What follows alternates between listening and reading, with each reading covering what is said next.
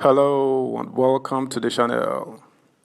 As President Bola Ahmed Tinubu opened the defense of his case at the Election Petition Tribunal, the president, through his lawyers, tendered his Chicago State University certificate before the tribunal.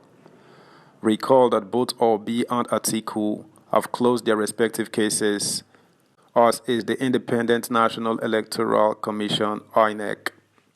Tinubu, on the other hand, starts his defense today. Details to follow. Subscribe, like, share, and comment. Thank you. President Tinubu tenders Chicago State University certificate. Orders before tribunal. President Bola Ahmed Tinubu has tendered copies of his academic credentials from the Chicago State University before the Presidential Election Petition Tribunal, PEPT. The president tendered copies of his educational records from the Chicago State University before the tribunal as he opened his defense in the petition instituted against his victory in the 2023 election by Atiku Abubakar and the People's Democratic Party, PDP. Represented by his lawyer, Wole Olanipekon San, Tinubu also presented a 2007 letter from the United States Embassy in Nigeria absolving him of any criminal liability in the U.S., and a letter of request from the Nigeria Police Force, NPF, to the U.S. Embassy. The academic records from the Chicago State University, 12 documents in all, were certified on June 28, 2023 by Jamal C. ORR, the Associate General Counsel, Office of the Legal Affairs, Chicago State University. Also tendered are 6 copies of documents relating to immigration and visa records of trips made to the U.S. by Tinubu between 2011 and 2021, among other documents.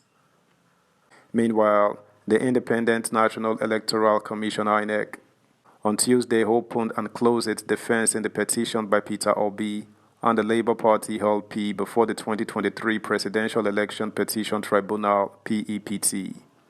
During the sit-in, INEC's lawyer, Abubakar Mahmood San, called a sole witness, Dr. Lawrence Bayode, who is a deputy director in the Information and Communication Technology (ICT) department of INEC.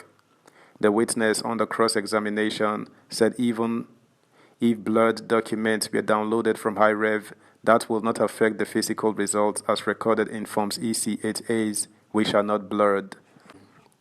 Bayode also said the images of Forms EC8A captured with beavers and transmitted to IREV are not relevant for the collation of results.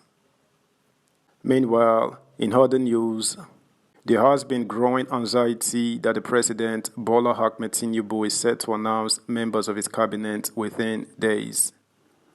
Many key political lobbyists, including former governors and members of the National Assembly, had besieged his base in Paris, where he had gone to join world leaders on the consensus for redesigning a global financial architecture which will favor poverty reduction, debt restructuring or cancellation, and more consideration for vulnerable countries affected by climate change and the coronavirus pandemic.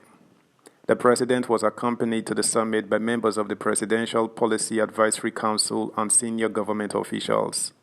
Multiple sources in Tinubu's entourage abroad confirmed that the desperate lobbyists went ahead of the president to France to intensify their moves in expectation of securing his attention.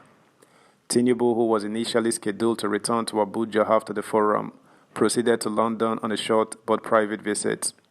He received a tumultuous welcome from a massive crowd of Nigerians upon his return to Lagos, following the 7-day trip abroad. The president had returned to Lagos for the Eid el-Kabir festival. As Tinubu's convoy made its way from Ikeja to his private residence in Bodilon, Ikoyi, Lagosians lined the road from Murtala Mohammed International Airport (MMIA), enthusiastically waving and expressing their joy. Meanwhile, the Constitution provides for 1 minister per state, meaning there is room for 36 ministers, Minister and Minister of State. Many Nigerians had expected that on his assumption of office on May 29, the president would, without delay, submit his list of ministerial nominees to the National Assembly for consideration and subsequent clearance for appointment. Tinubu was announced as winner of the February 25th 2023 presidential election.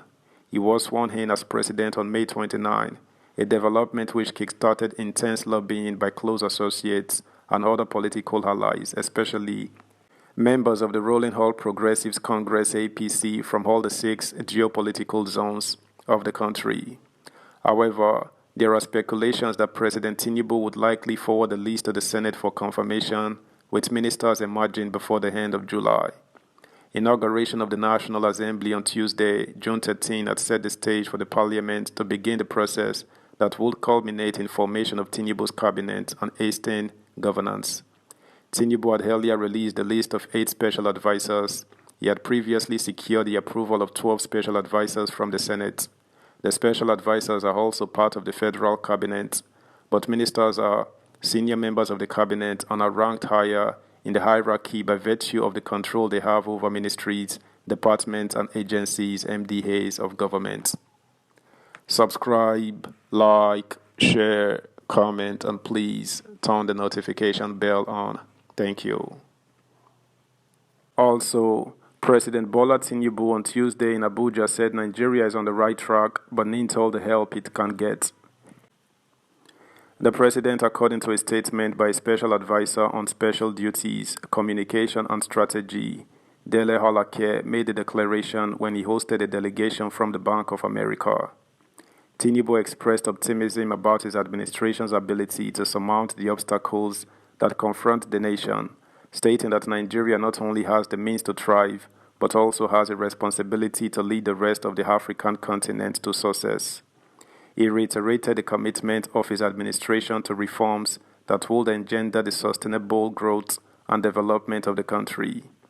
We believe we are on the right track so far. We believe we need all the help we can get, the president said. 21st century actions on climate change, finance, and innovation are intertwined. Having a good platform and believing in innovation will help in undertaking reforms and tackling the issues. This is the largest economy and democracy in Africa, and if we cannot do it, nobody will do it for us, he added. President Tinubu in his submission asked the bank and other willing financing institutions to help the country, stressing that no one can do it alone. He cited an instance of partnering to ensure Nigerian gas competes favorably in the global market as a viable source of alternative revenue. That's the news, guys. Thanks for listening. Until next time, bye.